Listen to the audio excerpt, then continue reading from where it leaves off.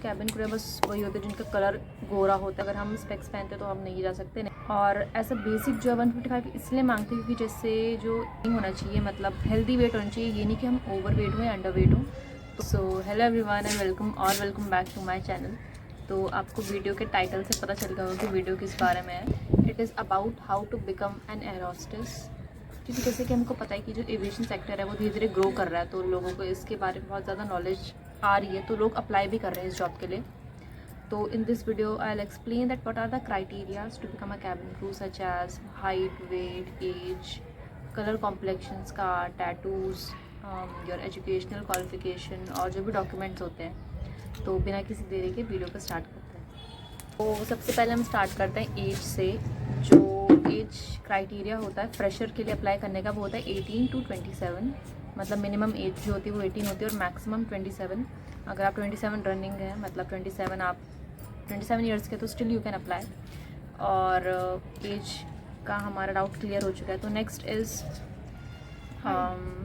Height.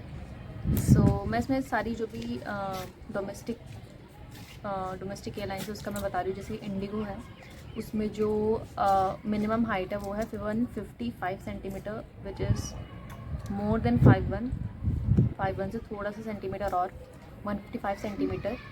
और जो air India है और एयर इंडिया एक्सप्रेस, उसमें 157 सेंटीमीटर मांगते हैं फॉर गर्ल्स।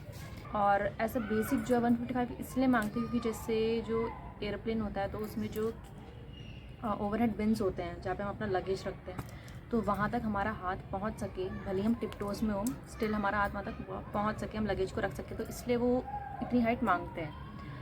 और जो BMI है, जो हमारा वेट है, वो हमारी हाइट के अकॉर्डिंग होना चाहिए, मतलब हेल्दी वेट होना चाहिए, ये नहीं कि हम ओवर वेट हो या अंडर वेट हो।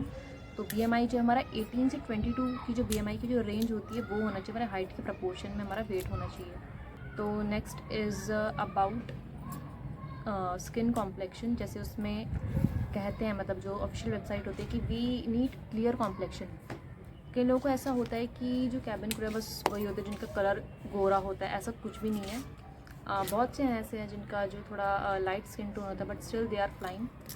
दे ओनली नीड क्लियर कॉम्प्लेक्शन, मतलब कि जो स्किन है उसका कलर ना क्या बोलते हैं उसको, बहुत ज़्यादा पिगमेंटेड नहीं होना चाहिए। कि जैसे मेरा भी थोड़ा बहुत है पिगमेंटेड, जो हम मेकअप से थोड़ा हाइड कर लेते हैं। मतलब स्किन का जो कलर होता है वो इवन होना चाहिए। तो स्किन का कलर कॉम्प्लेक्शन जो क्लियर होना चाहिए, कोई स्कार नहीं होना चाहिए। स्कार इन द सेंस कोई कट हो या ऐसे विजिबल एरियाज़ पे, फेस पे, नेक पे भी वो चेक करते हैं, और हमारे हैंड्स पे टिल शोल्डर इतना, और हमारे लेग पे भी कोई स्कार नहीं होना चाहिए, ना ही कोई टैटू होना चाहिए विजिबल एरियाज़ पे। जो हम उनकी यूनिफॉर्म पहनते हैं तो उसको पहनने के बाद जो एरियाज़ हमारे ओपन होते हैं तो उनमें कुछ भी स्कार या फिर कुछ टैटूज़ नहीं होने चाहिए। ये हो गया हमारा स्किन को लेके। Next is our fluency.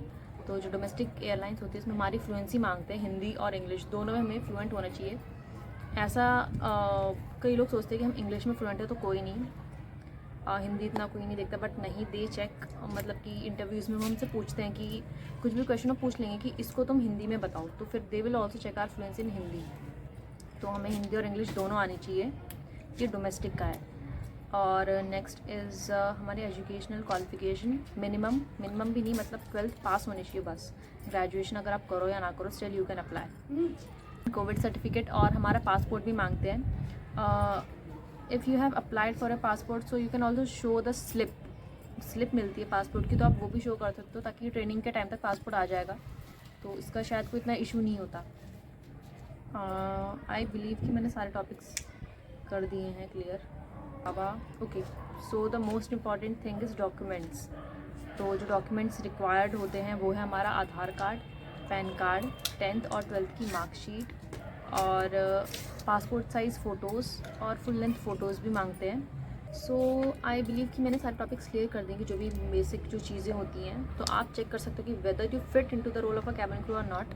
तो एक और चीज़ जो है कि हमारे आई साइट जो है 6x6 होनी चाहिए, मतलब हमें हमारी आई साइट मतलब सही होनी चाहिए। कईयों को लगता है, कई लोगों को ऐसा होता है डाउट कि अगर हम स्पेक्स पहनते तो हम नहीं जा सकते। नहीं, आप जा सकते हैं if you are comfortable in lens. अगर आप लेंस लगा के कंफर्टेबल हो तो या यू कैन अप्लाई।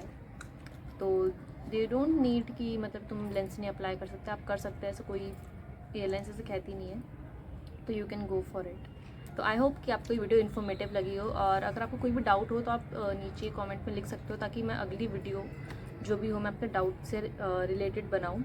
तो that's it for today. I hope you enjoyed this video, so bye.